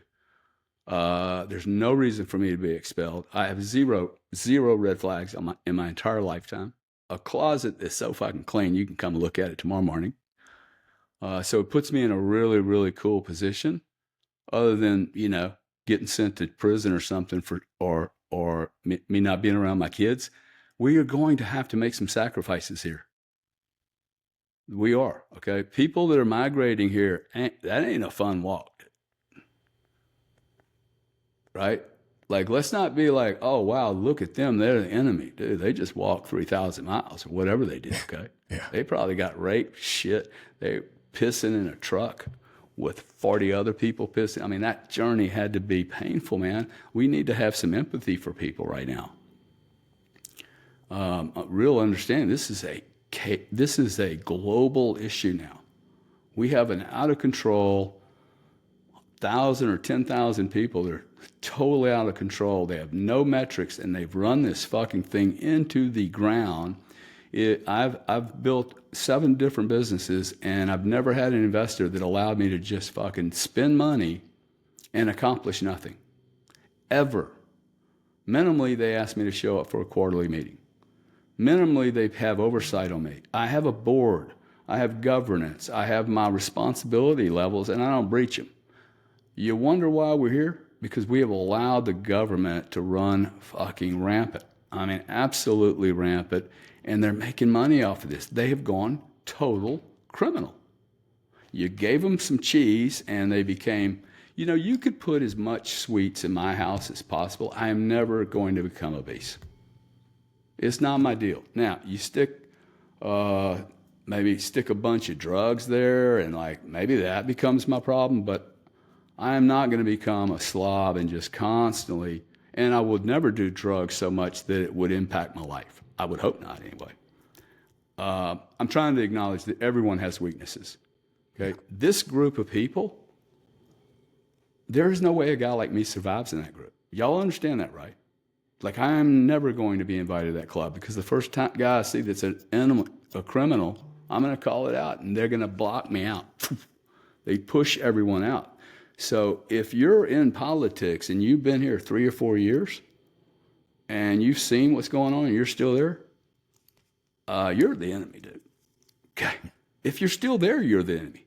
If you're not communicating as openly and as transparently as me about truths that other people need to hear, and you're sitting there going, whoa, I hadn't heard that one in a long time. That's real. You're part of the problem. Okay? Like, Elon can't do all this shit, dude. What happens when Elon, they're going to kill Elon. Okay. So I continue to say this: digital is smashing into analog, and there will not be two survivors.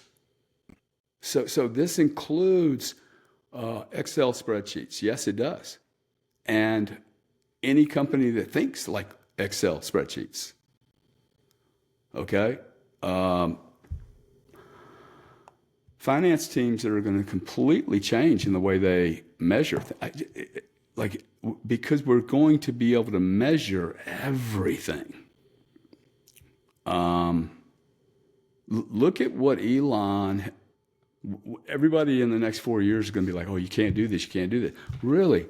Well, give me one example in the entire history of the United States where there was a problem, and the people that the problem was created under solved the problem. No way. See, You can't have too much to lose. That's why cannibalism is really rare, because it's really hard to bite your leg off, right? It's really hard to go, "Oh, I'm Facebook. I am making so much money illegally. I'm going to chew my leg off. I'm not going to do that anymore. I'm going to walk into the analyst tomorrow morning and tell them, hey, we're readjusting next quarter from 4 trillion to 1. And the market will destroy that company in the morning. So every construct we have is bad. You have companies trying to build for the next 50 years, and they're having to report on quarterly earnings. So what do? They lie, man. Because it's impossible to do. It's impossible to build and the Chinese are working on 100 to 500 year cycles. So we will all be servants of the Chinese no matter what they do, because we're going to fuck it up. And we're 5% of the entire world's population, right? That's it. And we use 25% of all the energy. And we have a chance, man. This is a very cool chance. If I'm myopic and American, this is a very cool chance for America to actually extend its dominance. I'm not sure it deserves, quite frankly. Dominance because you're a bully. I would knock you out if you were in my school. I would absolutely knock you out, or I'd go to the hospital trying to knock you out. And that's what I have learned about bullies. And this will be the last thing I say unless you want to ask me another question. But I think the way we treat this current system is exactly like a bully. And you either shine the light on them or you punch them in the face. That's all they respond to. And you're getting ready to see every faction, every division of this parasitic vampire group, they're all unwinding it. From Hollywood to media to agreements that were made between NATO and Europe, Jewish and U.S., and every other fucking construct that happened before 2020. Any agreement before 2020, I think, is completely up for restructuring, reform, or just complete fuck off. We're not doing this anymore. Every alliance, it's like a marriage. It's like multitudes of marriages that have been agreed on for 2, 3, 4 decades. The petrodollar, all these agreements, dude, gone. Bye-bye. They can't, they're not productive. That's why I start with the stone wheel being launched into, can you imagine the Flintstone car showing up on an LA highway? Okay, well, that's my stupid analogy of going, there's not going to be a Range Rover with a Gary Cardone behind it in 3 or 4 years when everything else is a robot. We go digital or we don't. You're not going to go half digital, because digital is AI. And we're going to go all AI, dude. I mean, part of the government shit we're talking about, it all gets solved by AI. You want to see people freak out. Government's going to be run by AI in 12 years. You think so? I think it should be. Because the problems we have right now are human error. Narcissism, psychosis, greed, envy. Come on, man. But it becomes a question of who is the one writing the AI, right? Yeah. Well, now see, here we go again with the electricity thing. Who's writing Nancy Pelosi? You don't know. You don't know, man. Yeah. You do for certain. You know that Biden and Kamala, whatever her name is, they're not running it, right? So you don't even know who's running it right now anyway. Fair That's enough. why I said it takes a long time to confront, because it's so easy to go, oh, it's them. No, it's me. It's me. I fix this or I don't fix this. You fix this right now or we don't fix it. And this does break, okay? Like there is a point where it just breaks. And I think I would rather force the break. See, I think we would do really well to go, hey, let's go accelerate this shit right now. If I'm Trump, I actually have the next day, I go, hey, man, everybody needs to sit down, pour a drink, get a mineral water, do something. This is not going to be a fun meeting. We got a lot of shit to do. And I think actually that'd bring the country together. We have a job, man. Let's go clean this mess up. We don't need to blame any. And I don't think Trump can do that part, not the blaming thing. But if we just approach this from, okay, we have a massive job to do. Now, if you're not willing to get rid of the criminals in the government, then it's game over, man. Well, that's the thing. We have a system where nothing is allowed to fail. The big banks aren't allowed to fail. Everything is backstopped. As you said, the big players, nobody goes to jail. They pay a small fine that is peanuts to them, but nothing really changes because there are no real consequences for misbehavior. There's no one is held accountable for any of this except ultimately the taxpayer at the end of the day, and everyone who is having their value of their dollar destroyed by the debasement that is required to keep this machine running. And that's actually, if you got time for one more. So one thing I wanted to ask you about, because you brought up just AI and this, zooming out from that a little bit, like obviously AI is already impacting the way that it should be impacting the way every business does many things. It's already saving people a ton of time across little things, right? And people are like, oh, wow, this is amazing. That's going to accelerate and pick up and keep going.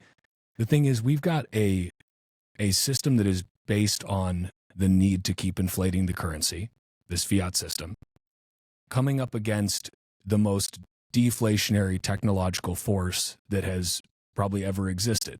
Like, Jeff Booth talks about this extensively, but technology is naturally deflationary, right? Everything should be getting cheaper. It should be, but it's getting more expensive. Why? Because, we keep debasing the currency constantly. But what happens when you have this system that needs to keep inflating so that it doesn't default? Like our interest payments on the debt, 35.2 trillion in debt, interest payments are more than the defense budget right now. This system needs to keep inflating or it collapses. But what happens when you have massive deflationary headwinds brought by technology that even start to outstrip inflation? What does that look like as those things collide? Hopefully you thread the needle doing 10 million miles an hour. That's why I said, hey, look, Trump is not guaranteed to solve any of this, nor Elon. It's going to be Superman and the entire Marvel team to pull this off. And you might have to do some chicanery. And the reason I say that is because I'm always surprised how many smart people keep talking about this debt. This debt will never, ever be repaid. No. It doesn't have to be either. Fuck it. It's not my problem. Now, how do you saying, hey, it's not my problem? It would be my problem if everybody defaulted, but how do you solve it? You just extend it. Oh, anything with a 3-year life has a 30-year life. All right, we're done. We're all good. Let's roll. Dude, that would open up the markets and unbelievably. Whoa, I can borrow 30-year money now? Okay, you're going to have to confront. There's going to be a time when AI smashes margins. Okay, competitors are going to enforce that you're lowering your prices, and that's going to be like, oh, look what's getting ready to happen. But the volume should explode, and this is the piece that people are missing. Not only should the volume explode, but your profitability should explode if you're using these tools. Now, if you're sitting on the sidelines and you're trying to use an Excel spreadsheet and Gary Cardone's crunching, a third of all the digital wallets in the world, coming up with financial data, we don't use Excel. Okay, these transactions are so large that good luck. I mean, the 1099s. You want to just hear some really cool, little interesting. The 1099s. You're probably a 1099, right? So there's 4 billion 1099s in the United States right now every year. January 1st, because of the Treasury rules, which I am so glad they finally came out with the Treasury rules on taxation and reporting for crypto. This is the business I was building. I was just waiting. Come on, man. You guys got to release the regs, right? Otherwise, no one's going to pay. It's January the 1st, 2025. That 350-page set of rules goes into, it gets triggered and is live. Immediately goes from 4 billion 1099s. 4 billion. You guys write 4 billion down. Let me know how easy that was. Goes to 12 billion first year. 12 billion, okay. The entire legacy market for the last 10 years has worked on 4 billion 1099s, dude. In the first year of digital, which is less than 1% of the entire world's market, 1/10 of the entire world's market, digital 1099s go to 12 billion. My internal team thinks it's 20. It goes up 5x, okay? Who's going to handle all that shit? These are forms and reports. You can say they're paper, but they're taking up fucking power. They got to be stored. And by the way, they have all your tax information on, all your crypto information, and that's how you're going to account for it, and that's how you're going to do your taxes. That's just cryptocurrency, man. That's not smart contracts. That's not. Larry Fink's not doing Bitcoin. Larry Fink's tokenizing planet Earth, dude. He is going to fracture that's why I went back to that real world asset. Sometimes people think I'm being sarcastic, but I'm like, no, dude. Because Larry Fink's going to end up in a real world asset. He's going to take these apartment buildings and sell them 1,000 different times. And it's going to be good for the buyer. Because most people can't afford to buy. Why do they go buy a house? Because they can't afford the rent, they think. Okay? And they want to own something even though they don't understand what that ownership is. And so then they go buy a house, which is a total scam. And when in reality, they should be renting their apartment. And if they had the ability to also invest in a fracture of a home or a fracture of the same apartment building, wouldn't that be symbiotic? Wouldn't that be cool, right? Now you've afforded somebody that only makes 50 grand a year to become a real estate investor. Wow. Now that's prosperity.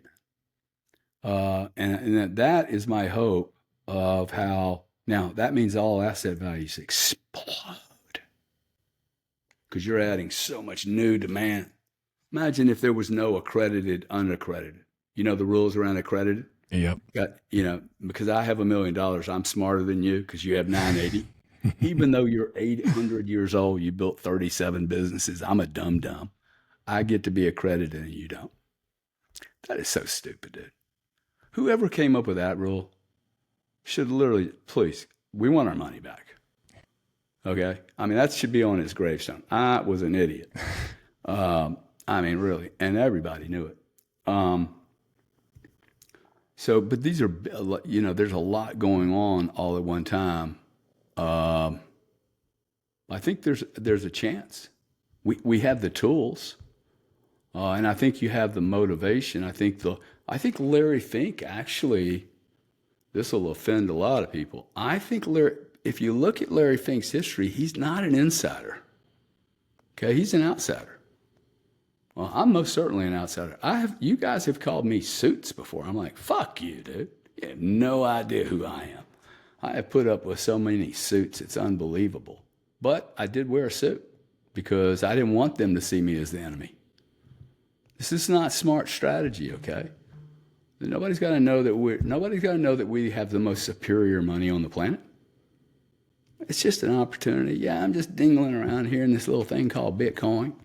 We don't need to alert everyone. People tell me, "Hey, Gary, go orange peel your brother." That's not my job, man. Fuck my brother. Okay, I need people in Bitcoin that are really in here because they need to be and they want to be. He'll come around, man. I know how to sell him. The way to sell him is the way we sell everybody else, and it's not the way we've been doing it, telling people they should do something. You should move into Bitcoin 100%. Your real estate's going to kill you. He's like, yeah, well, let me check with my pilot, see if I can make it down to Chicago and close my positions. You know, it's, did that help?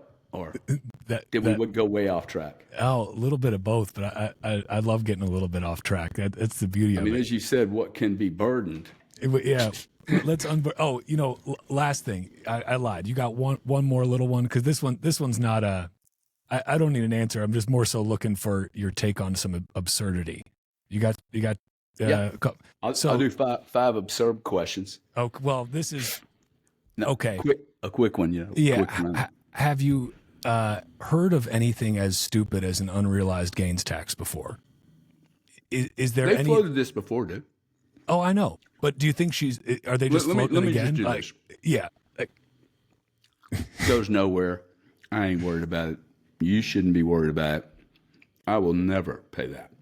That'll never happen, dude. You'll bankrupt the entire country in one day. Yeah. The stock market would take a 50% drop because everyone would sell right before that rule. We'd be like, fuck you, man. We're out, dude. Yep. And then we would go and do some synthetics on Bitcoin and never own anything. So we would never have a capital gain. Then what do you do to ordinary gains? You increase them too? You're not going to tax your way out of this problem, guys. So look, this is the truth. Anyone that tells you they need to raise taxes 1 penny, it's absolute lie. You might as well start pissing in the ocean thinking you're going to raise the temperature. It is absolutely not going to happen. Okay, there's absolutely no need to raise taxes. What we need to do is remove the grift in the system and the waste and the inefficiencies. $7 trillion alone in fees and fines in the financial industry in the United States. There's 62,000 people in the Visa credit card umbrella at Barclays and Citibank and Bank of America, right? FIS. They file chargebacks against other divisions inside their own company.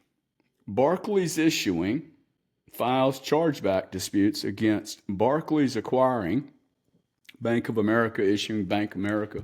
They just file them. Whenever the customer calls up, they file against whoever, never thinking to call their partner. So Bank of America's got two departments that handle chargebacks.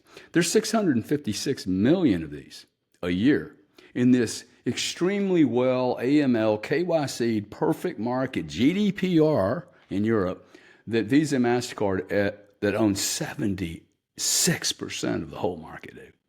Two guys control the whole thing.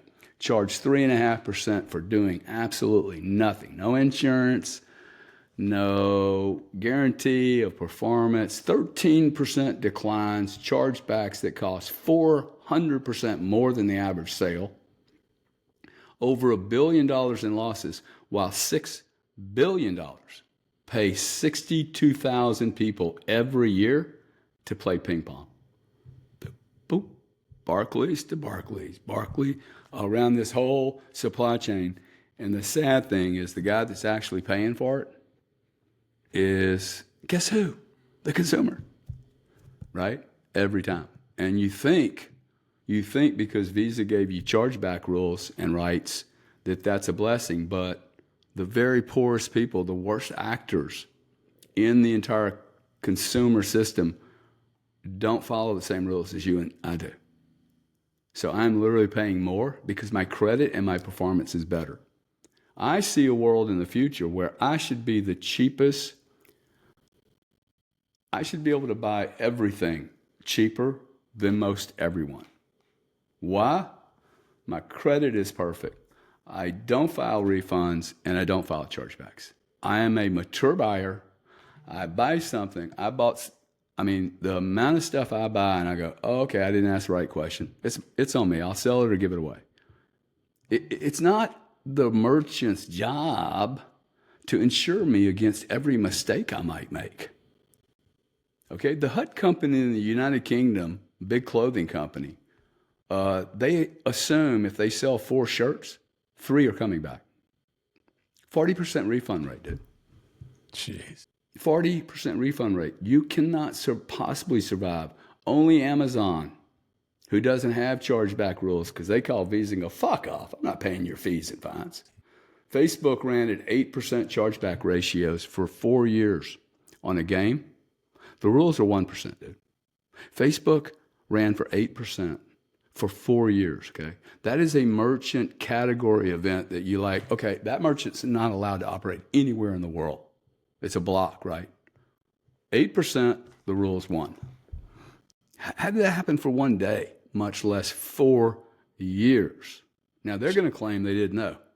Okay, well, you didn't know because you got analog. We're going digital. We'll know instantly. Digital is set up for this problem in payments, dude.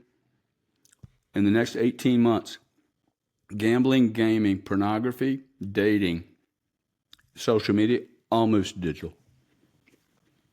No credit cards. I've told every one of my people, do not send me money through Google platform or any other platform. I will not pay anyone 30% for my content. My content is, Google doesn't own my fucking content or anything in my life.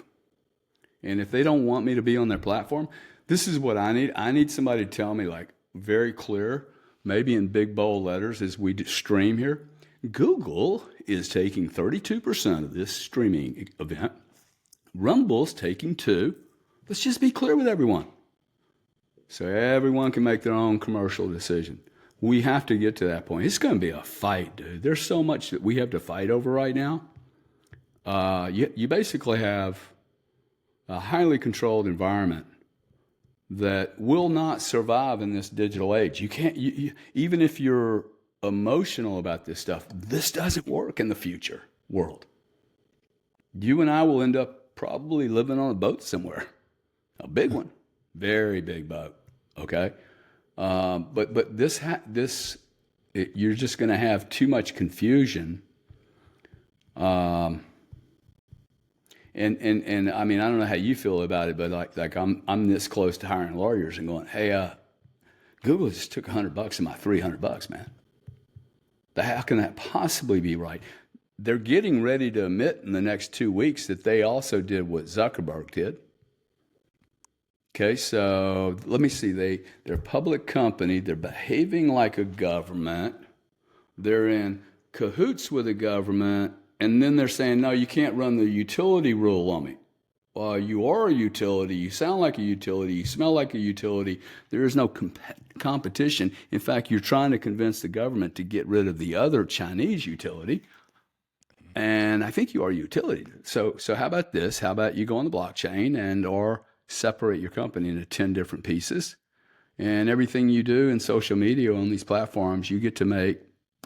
Let's see, Visa and MasterCard are allowed to make 0.008. So that's cool. You get a 0.008 as a baseline. It's not like you guys haven't made trillions of fucking dollars. Once something gets so big, man, what's the problem? You're a public utility. Your shareholder, there isn't a loser in your shareholder base, and you're behaving badly. And you're not even going to be competitive for the future.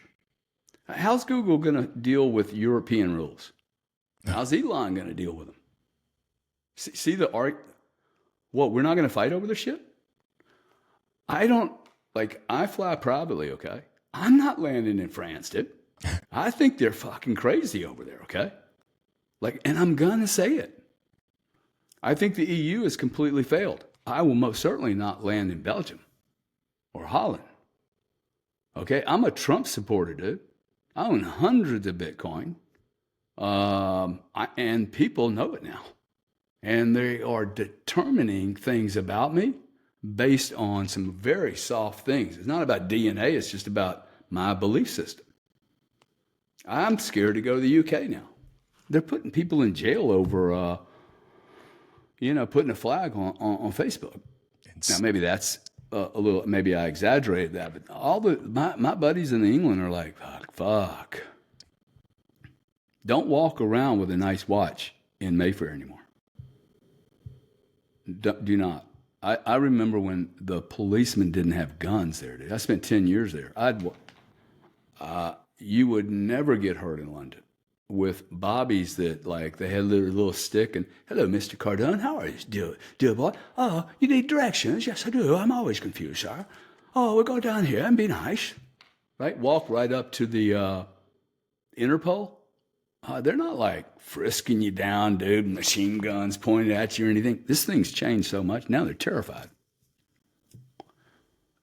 So Bitcoin minimally is a good escape velocity. If you think this thing's going to go terminal and fucked up, because if you talk to me long enough, I talk to myself. I'm like, man, I don't know how you get out of this puzzle.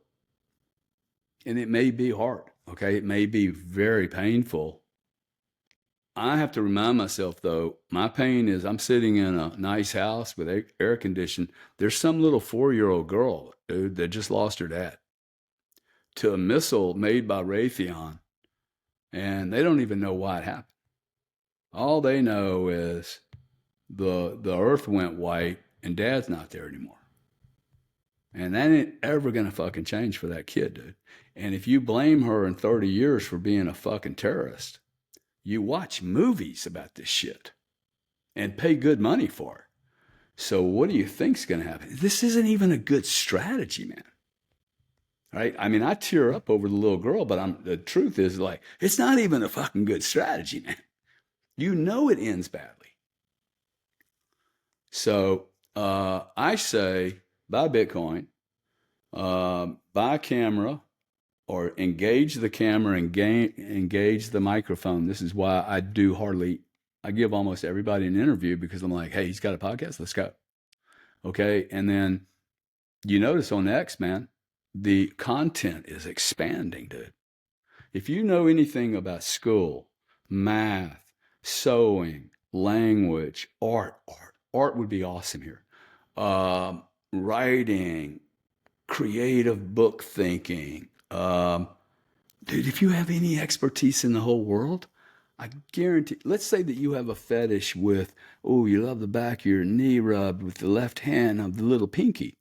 I guarantee there's going to be 80 to 1,000 people out there out of 8 billion that have the same deal you have. Now, what have we accomplished by that? By you just doing that and becoming famous for 15 minutes, we steal 15 minutes of robot, automatic behavior that we are all subject to. We remove them from CNN for 10 minutes, dude. If you can remove anyone, we have to get them off the crack pipe they're on. Okay, and what do we know? They like entertainment. They're lonely. Okay, I like entertainment and I'm lonely. It's not just about them. We're all the same people. I'm lonely most of my life, man. Like, show me someone that has too many great high quality friends. I'll give you 1,000 Bitcoin, dude, if you can show me one person. You can't. Okay? Or show me anyone that's had too many great experiences or too many good group meetings where they walked away from a group meeting going, I feel better than when I walked in. How many people have been to an awesome church, dude, Sunday, and walked out and fuck, I'm fucking stud, dude. I am a good human being. Everyone is short value and long shit. Okay, they're long shit that degrades, and your short memories, experiences, high quality friends, places to go when you don't feel cool, and also a shortage of authenticity. Almost next to zero, dude. When I tell people, hey man, I'm lonely a lot, dude. Okay, people look at me and go, whoa, did you just say that, dude? because nobody talks about this ever. But I mean, I could have you crying here in about 30 minutes. My life has not been like as cool as it looks from the outside. It's been a challenge, just like everyone has challenges in their life. I just refuse to do the whole, hey, look at me, dude, I'm rich. And if I gave you one side of me, it would most certainly make you feel horrible. Okay. Like I hate people taking pictures of me being in a plane because I'm like, dude, most people are never going to get there. And I don't need to stick it in your face. It's just, if it was achievable, and it is achievable, most certainly it is achievable. You get a job with me and you can do it and don't pay shit. Sam's doing it with me. He's like, man, I like this deal. That's the best deal. Dude. When I was 27, I didn't have a fucking plane, man.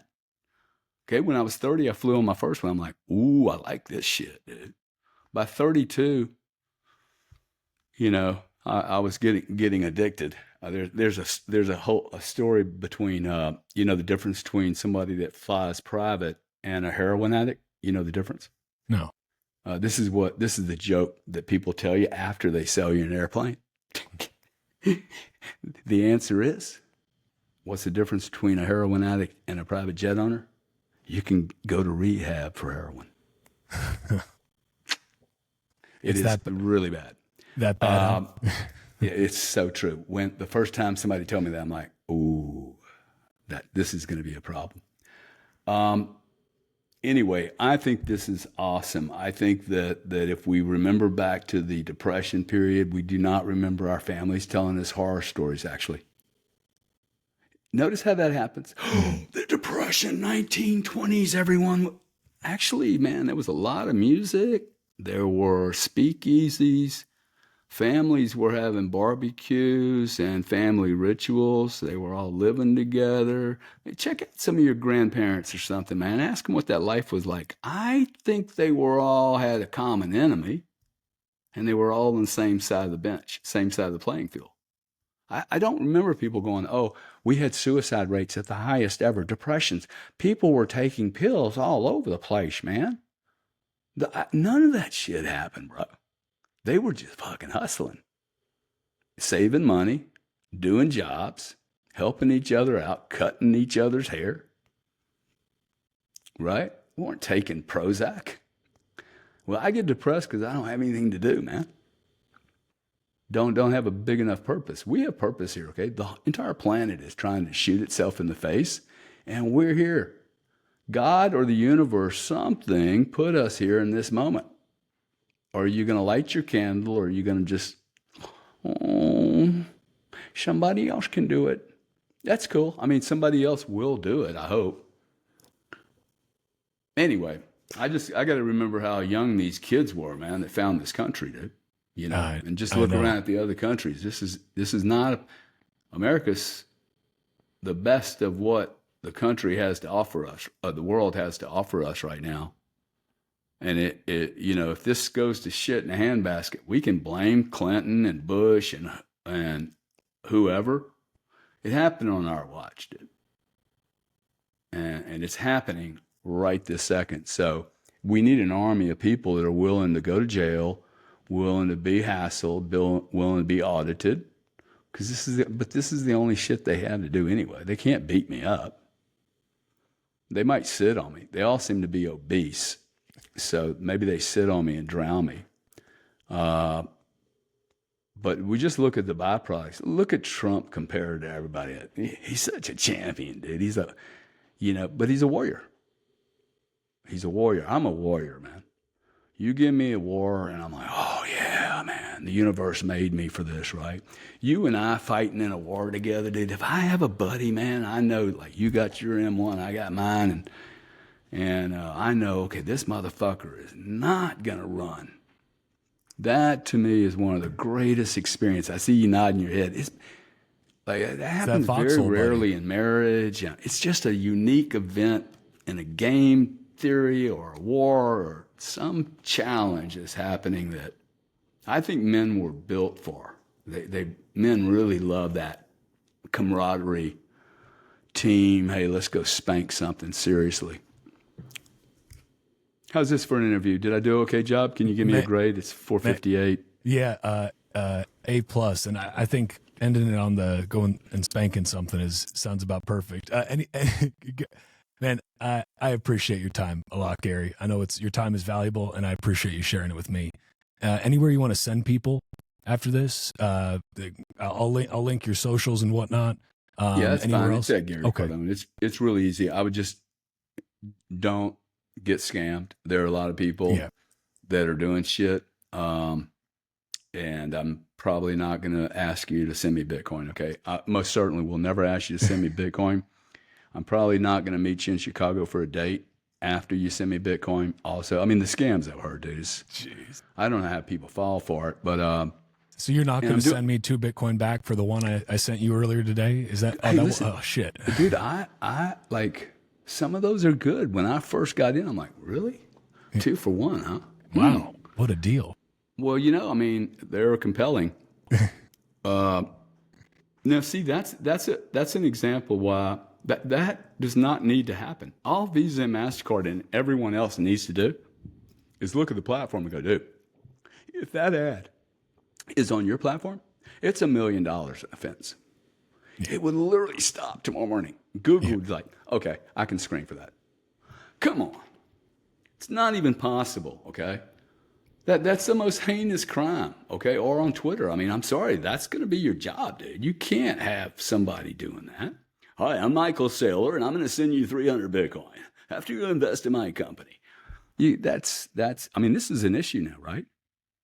If AI really, do you know it's me, really? I don't trust anything I see anymore. You don't know it's really me. I don't even know if this was you. You could have had one of those fancy AI avatars. Just you trained it up real well. I mean, it feels like you, but hey, what can you trust anymore? Just go check the vocabulary. You might find that this is the AI version because my vocabulary was good today. That it was. Well, Gary, I appreciate this a lot. This was a blast. Thanks for coming on. Enjoyed it. We'll have to do this again sometime. Hopefully, we can do it in the flesh sometime soon because it's always better in the meat space. I'm in Illinois, so okay. You're down in Florida? I'm in St. Pete, man. You just let me know around late November, December when you start getting like, shit, what am I doing here? It happens every year. Come on down to Florida, man. We got plenty of room for you guys. I'll take you up on that. As long as you're willing to play by our rules. I'm pretty easygoing. No cross immigration borders here, but you bringing in your crazy ideals here. Yeah, all right. Hey, no worries there. Well, Gary, appreciate your time, man. Thank you, buddy. This was a pleasure. Thank you.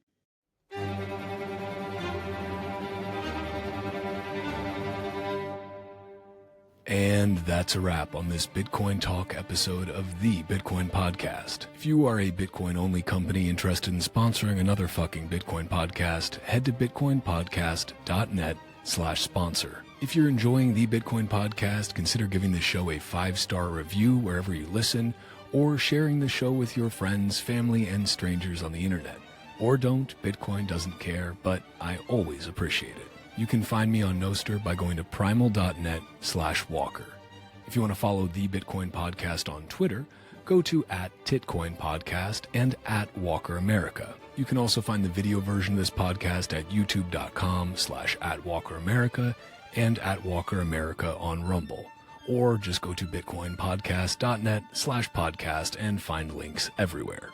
Bitcoin is scarce. There will only ever be 21 million, but Bitcoin podcasts are abundant.